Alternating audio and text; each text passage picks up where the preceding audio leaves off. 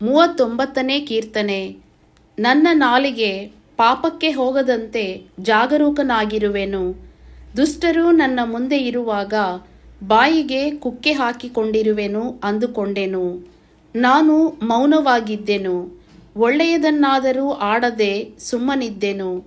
ಆದರೆ ನನ್ನ ಸಂಕಟವು ಹೆಚ್ಚಿತು, ನನ್ನ ಹೃದಯದಲ್ಲಿ ಸಂತಾಪ ಉಕ್ಕಿತು. ನಾನು ಯೋಚಿಸುತ್ತಿರುವಲ್ಲಿ ಬೆಂಕಿಯುರಿಯಿತು. ಆಗ ನಾನು ಬಾಯಿ ಬಿಟ್ಟು, ಯೆಹೋವನೇ, ನನಗೆ ಅವಸಾನ ಉಂಟೆಂದು, ನನ್ನ ಜೀವಮಾನವು ಅತ್ಯಲ್ಪವೆಂದು, ನಾನು ಎಷ್ಟೋ ಅಸ್ಥಿರನೆಂದು ನನಗೆ ತಿಳಿಯಪಡಿಸು. ನನ್ನ ಆಯುಸ್ಸನ್ನು ಗೇಣುದ್ದವಾಗಿ ಮಾಡಿದ್ದೀಯಲ್ಲ, ನನ್ನ ಜೀವಿತ ಕಾಲ ನಿನ್ನ ಎಣಿಕೆಯಲ್ಲಿ ಏನೂ ಅಲ್ಲ ಅಂದೆನು. ಮನುಷ್ಯನೆಂಬವನು ಎಷ್ಟು ಸ್ಥಿರನೆಂದು ಕಂಡರೂ ಬರೀ ಉಸಿರೇ. ನರರು ನಿಜವಲ್ಲದ ಮಾಯಾರೂಪದಿಂದ ಸಂಚರಿಸುವವರು. ಅವರು ಸುಮ್ಮನೆ ಗಡಿಬಿಡಿ ಮಾಡುವವರು.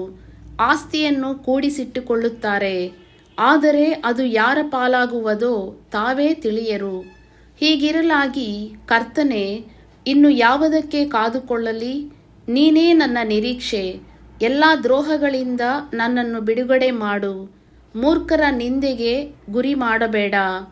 ನೀನೇ ಇದನ್ನು ಬರಮಾಡಿದ್ದರಿಂದ ನಾನು ಏನೂ ಹೇಳದೆ ಮೌನವಾಗಿರುವೆನು.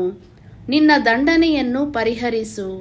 ನಿನ್ನ ಕೈ ಹೊಡೆತದಿಂದ ಸಾಯುವ ಹಾಗಿದ್ದೇನಲ್ಲ. ನೀನು ನರನನ್ನು ಪಾಪದ ನಿಮಿತ್ತ ಗದರಿಸಿ ಶಿಕ್ಷಿಸುವಾಗ ಅವನ ಚೆಲುವಿಕೆಯು ನುಸಿ ಹತ್ತಿತೋ ಎಂಬಂತೆ ಹಾಳಾಗಿ ಹೋಗುತ್ತದೆ. ಮನುಷ್ಯನೆಂಬವನು ಬರೀ ಉಸಿರೇ. ಯೆಹೋವನೇ, ನನ್ನ ಪ್ರಾರ್ಥನೆಯನ್ನು ಲಾಲಿಸು. ನನ್ನ ಮೊರೆಗೆ ಕಿವಿಗೊಡು. ನನ್ನ ಕಣ್ಣೀರನ್ನು ನೋಡು, ಸುಮ್ಮನಿರಬೇಡ. ನನ್ನ ಪೂರ್ವಿಕರಂತೆಯೇ ನಾನು ನಿನ್ನ ಮೊರೆಹೊಕ್ಕಿರುವ ಪ್ರವಾಸಿಯೂ ಪರದೇಶದವನೂ ಆಗಿದ್ದೇನಲ್ಲ.